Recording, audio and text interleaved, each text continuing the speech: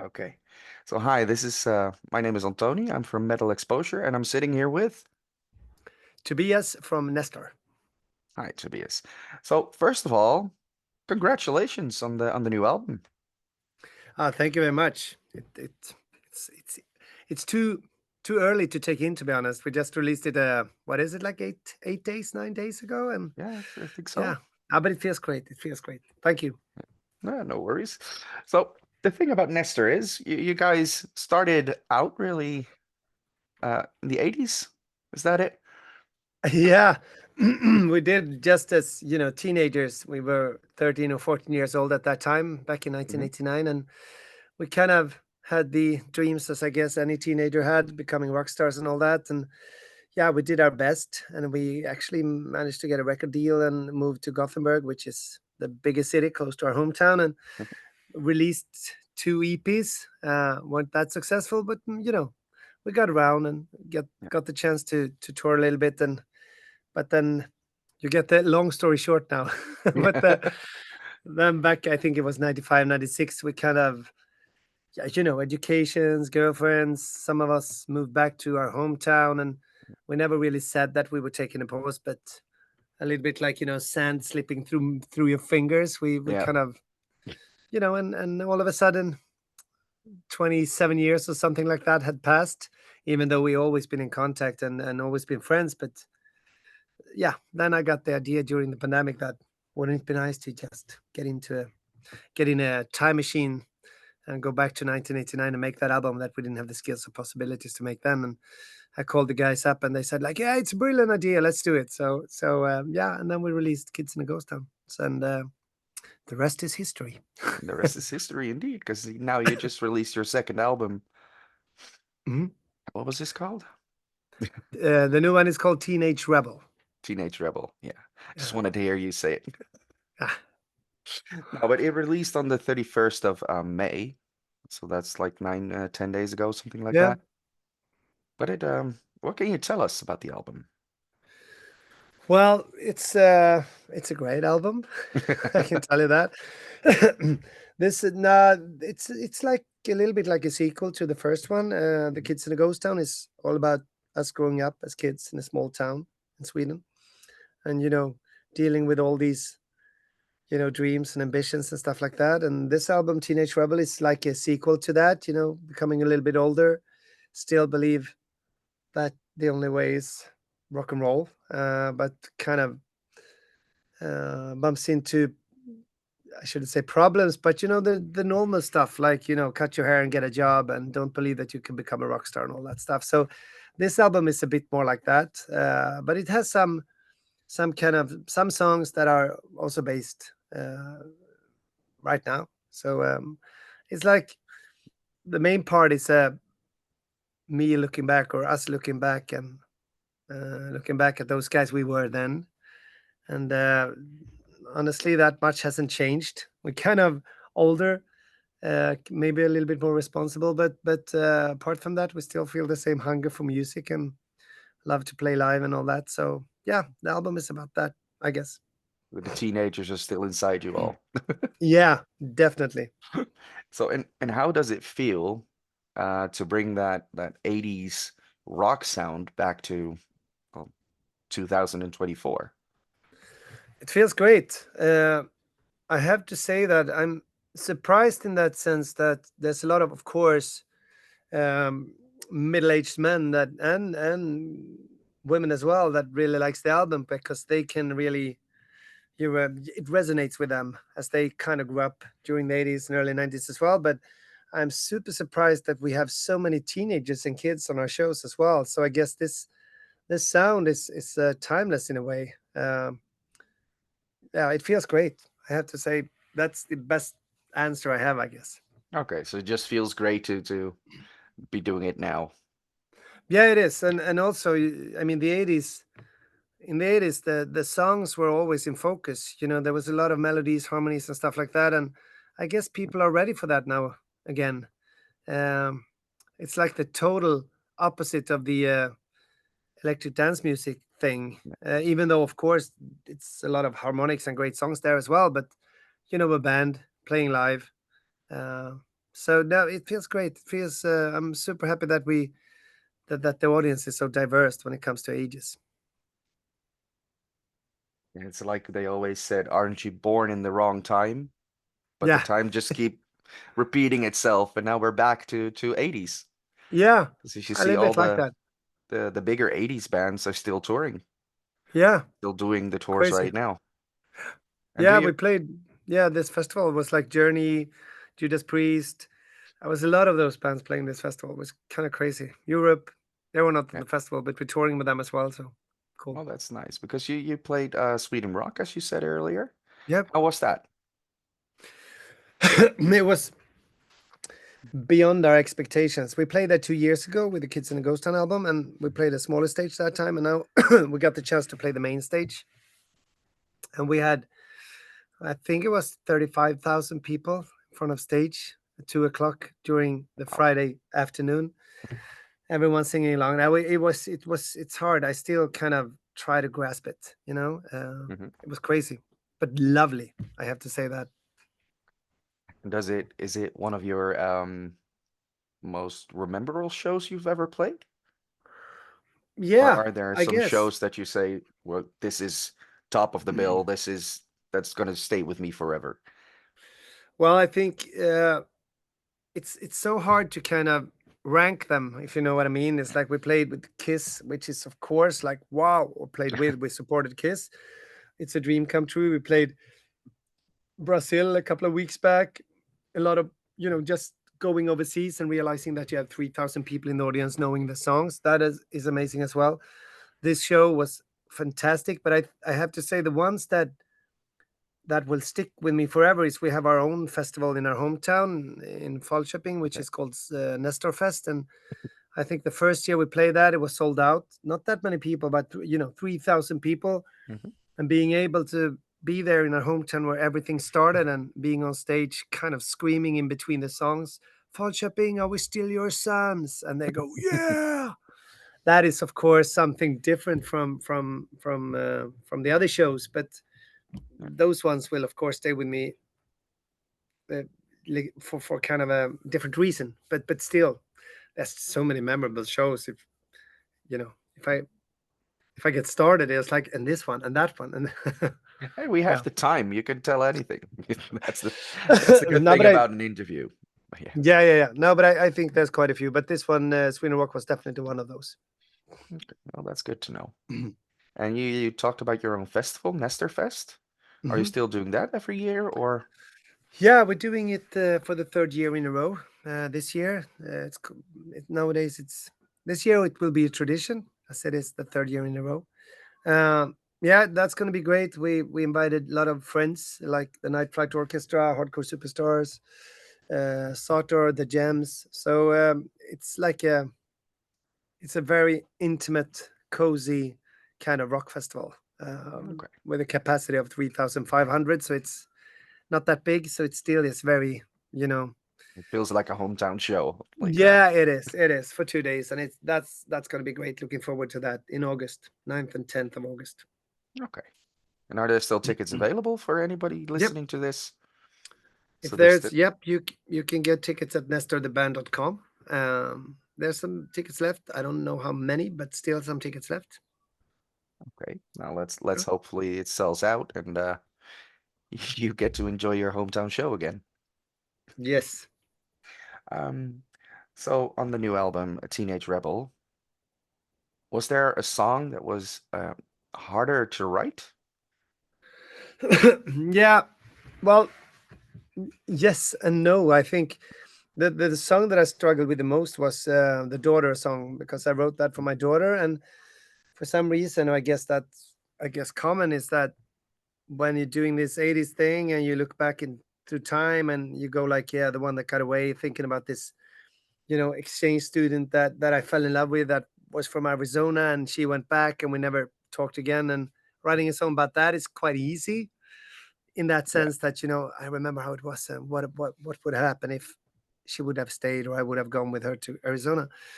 But writing a song for my daughter where I want everything to be, it's a bit like not a legacy, but something Hard to remember, that was tough. It was like I got very, for some reason, I did the vocals when I was hangover every time. I try to, I guess, maybe it's an after construction, but I think I wanted to do it because then I could say like, yeah, but this is not the real vocals. I'm a little bit hangover. I will do it tomorrow when I'm.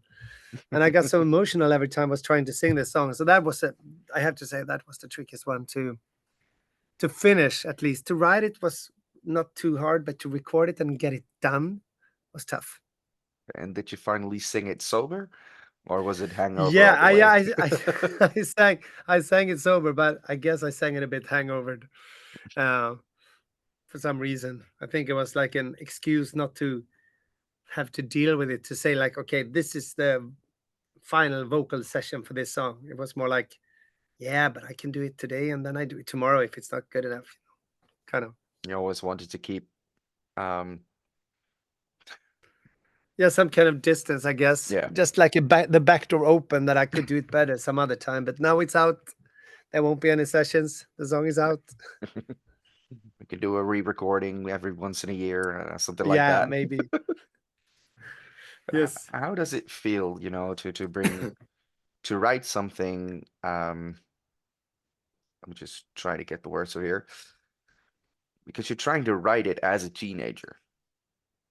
Is that correct? Yes. Yeah. Well, I almost, but I kind of write the songs out of a teenager's perspective with Mhm. a 50-year-old's kind of, this is how I remembered it, and maybe this is how I glorified it a little bit. Yeah, like And that. Yeah. this is, I guess it wasn't, thinking about those days. For me, it was like we just started the band and we did these shows, like really crappy shows, but it was us. We did it together, and we sometimes we even took our bikes there. It was like really like basics, but remembering it, it was just amazing. And I think for me, at least, it's easier to write about that.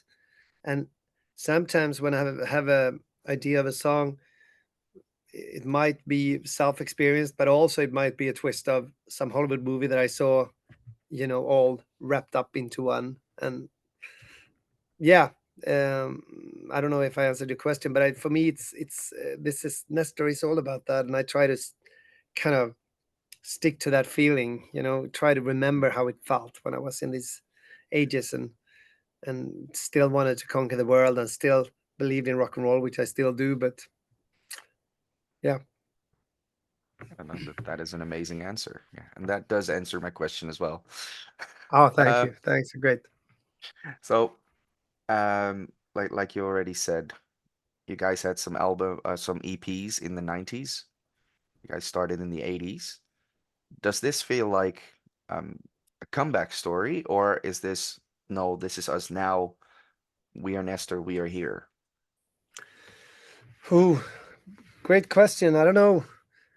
It doesn't really feel like a comeback. We use the word the rebranding of Nestor, Hmm. kind of, but it is a little bit of a comeback, I think, when you put it that way.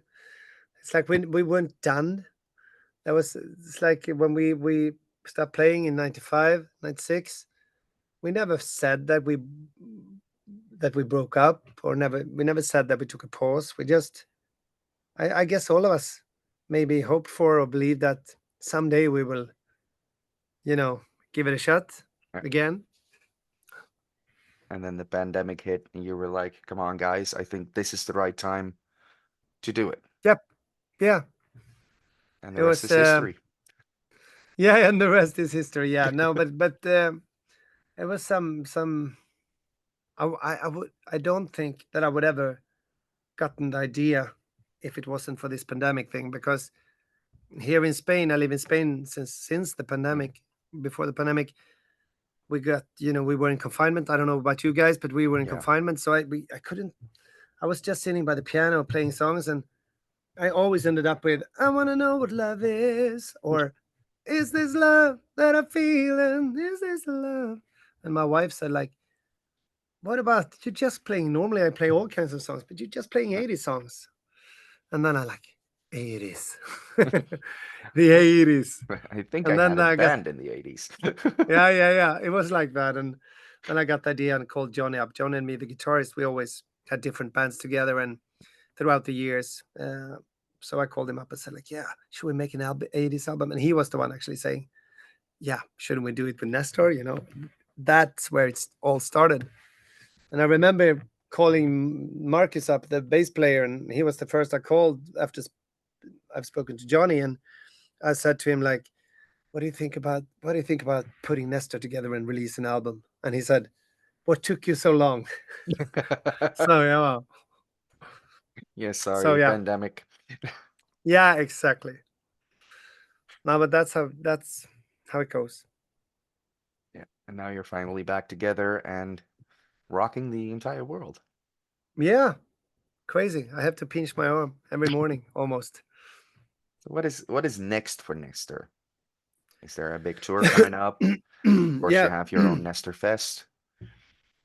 Yeah, but we started off, you could say, as we did like the production Hmm. rehearsals last week. We started off with Sweden Rock now this Friday, and then we're doing a Rock Imperium show here in Spain Okay. next week, and then we're off to Sweden. I think we're doing a show with Toto, which is going to be Mm, nice, and then we're back with Europe, and then I think we're back. Well, anyways, then summer season festival starts, and then we do, I think, 8 shows or 9 shows until it's Nestor Fest, and then we do another four, and then we have 1 month break, and then we're going on tour in Germany, Austria, Switzerland. We're okay. doing 14 shows, and not just we're doing Finland and Norway as well, and Sweden as well. Yeah, so it's going to be a It's busy gonna year. it's gonna be a nice European tour at the end of the year, somewhere like that. Yeah, yeah, Okay. That's always awesome. No, you yeah, don't sit still. You just make your music and just put a smile on people's face. yeah, It's always good yeah. to. We just came to the conclusion that we're what we do is entertainment, and the best thing with that is that you meet your audience. You release an album and then you go out and perform.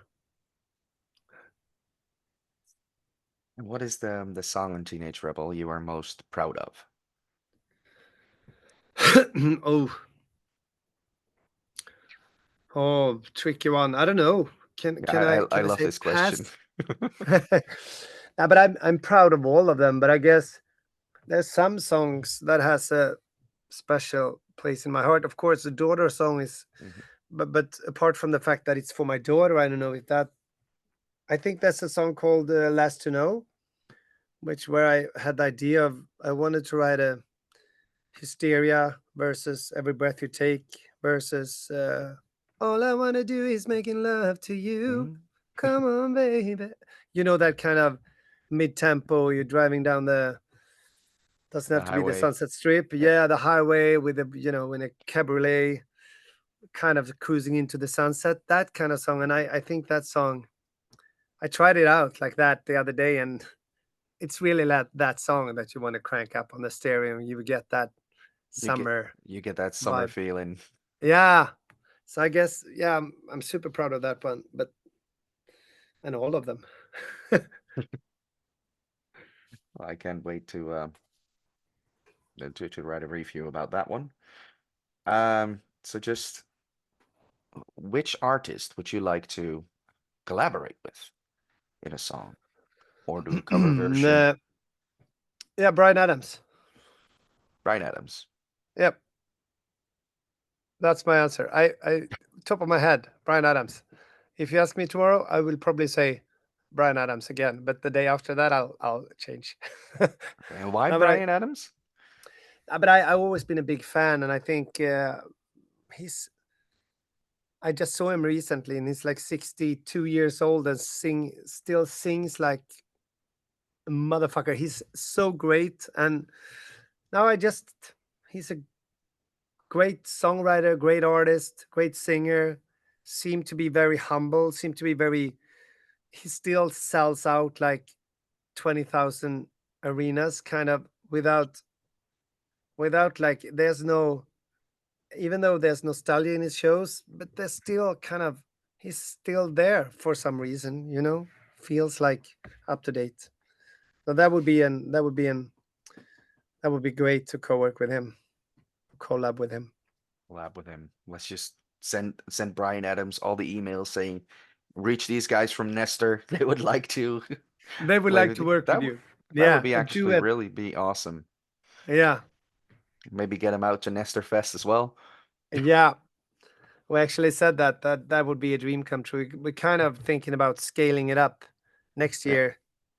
Okay. Um, but yeah, we'll see. That would be All great right. though. Yeah. Right. Is there anything else you would like to say to your fans or to everyone who's not yet a fan?